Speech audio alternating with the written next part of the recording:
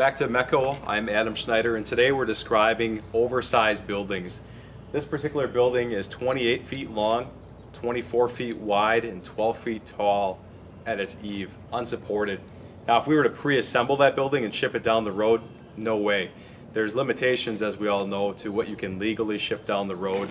So this particular building is in a knockdown configuration, which we'll describe as we walk around this momentarily. Every knockdown building has its systematic holes pre-drilled, pre-bored, such that you can assemble the pieces on site.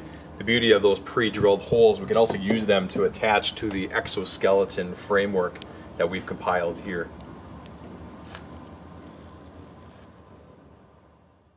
This particular building is so large that it actually takes 2 crates to compile the whole shipment. Again, each panel here being 24 feet long, we will actually put 2 of these exoskeleton crates upon a flatbed. Now, for this video, we have the exterior shrink wrap removed.